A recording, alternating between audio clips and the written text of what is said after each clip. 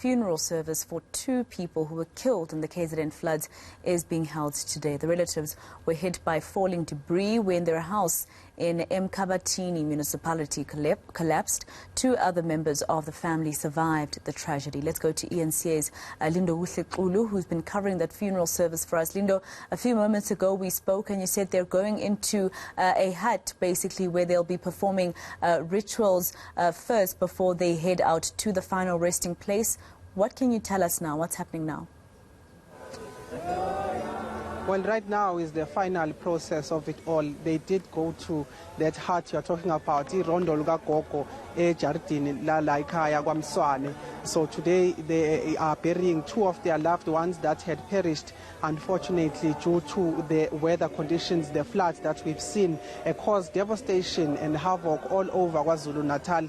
But Masego, earlier on when we spoke, you said that it's quite important for us to put the faces to the names as well as the figures that authorities have been telling us about. Today, those who are buried is Mama Uzanele Msane as well as Uhlengiwe Msane, who is a 56-year-old as well as a 30-year-old. So those are the people that are being buried now. They did go into that hut. They did perform their rituals. The pastors from religious leaders in the community have been able to also usher them into their final resting place, which is where we are. Before my colleague Joe Komane takes you there, I just want to show you there is Umputilana Ramaphanga Unkosinathi, who says is part of the family member here. He was speaking to me about who these people were that we are seeing being laid to rest here. But I'll have a conversation with him while Joe Komane essentially pixelates this picture to you in terms of what is currently happening. The burial phase of it is currently happening. We did see the coffins being hoisted down,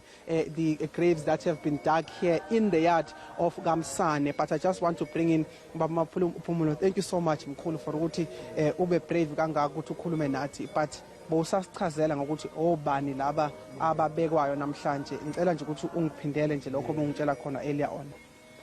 Olele njengamanje umama udadewabo kama abazali uMvulenkulu Maphanga washadela kaMsani kahle bona bazalwa uMvulenkulu Maphanga etshela imnyama unesithembu umkhulu sabandawonye sonke njengilana kubhlungu ngoba khamba abantu ababili singalindele sethi uNkulunkulu nje babambise ngendlela eright babe right.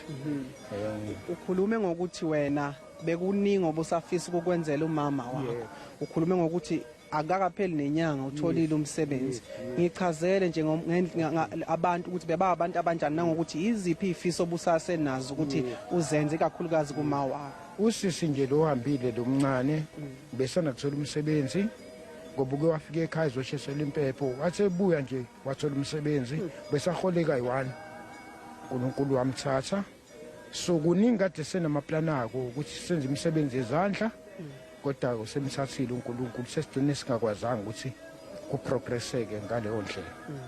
Sengicela ukubonga nje ukuthi sithole lithuba lokuthi hamba kwabo akumnandi. Sibonge na government lokho akhiphile nokuthi ukhiphile kwavele besikhavile le ekhaya ugama kodwa ngibona sathi baningi abantu ababekhona ukuthi basisize. Ngicela ukubonga nje kakhulu balele ngokuthula noxolo. Udadewabo kaMalo emhlane ungakuba umkhulu benesithembu uMashange noMashesi.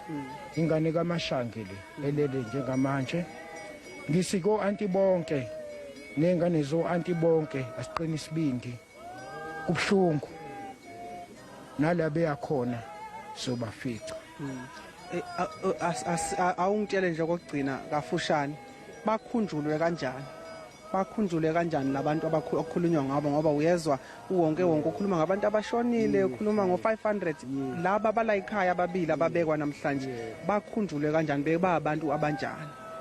Uanti ube umuntu ophansi ngomoya eyisontele engenankinga ongakuba uyathi siwindle kwasho athi ucela ukuthandaza yasiya mcinazela umntwana wathi eqambe ephuma kanti avela isiwela kuyena kwase kuphela kanjalo ke ngoba uthe bheke watholakala kude naleyo lekhona yindlu. So kube ebhlungu ngaleyo ndlela nje. Bakhumbula kanjani? So bakhumbula ngokuthi unyaka nonyaka kulomuzwa lekhaya kaMsani ngoba thina saba amaphanga kusohlezi sivela sibakhumbula sizokhala phambi kwabo ukuthi abahambanga kahle kodwa bengicela ukuthi babedluzelihle bakhanyise futhi nenhlanhla kwabahambanga ngendlela eright. Siyacelela nje sabamsana abamaphanga ukuthi uNkulunkulu abe nathi. Yebo, sibonga nakhulumeni nje yonke indawo ukuthi sibambisane. Ngiyabonga mfowethu, ngiyabonga maphanga. One of the relatives here says that it's painful. Essentially, this is a painful process. My colleague Joe Komane will show you the final phase of the pain that families have felt throughout these floods. While there are figures, while there are numbers, while there's a lot of information out there, it all comes down to this for families that have lost loved ones. They want to bring finality into their mourning phase, and this particular mourning phase is the burial part, where they are able to essentially perform rituals and bring back their loved ones to this place. So this is a burial of two people, Mam Doreen Zanele Msane as well as Hlengiwe Precious Msane, that are being laid to rest here. A picture that we know and we are predicting we'll be seeing throughout the province, but the family, they are just saying that they are pained by the fact that Hlengiwe did even got a job and was only working for 1 month when these floods took her. As far as the explanation and some of the things we are getting is that Mamu Doreen was a religious person, and that at the end when the cows was coming down, they are told that she was praying that they be saved. But this is what it has come to, their final resting place, as the family, friends and neighbors come all to actually bury them.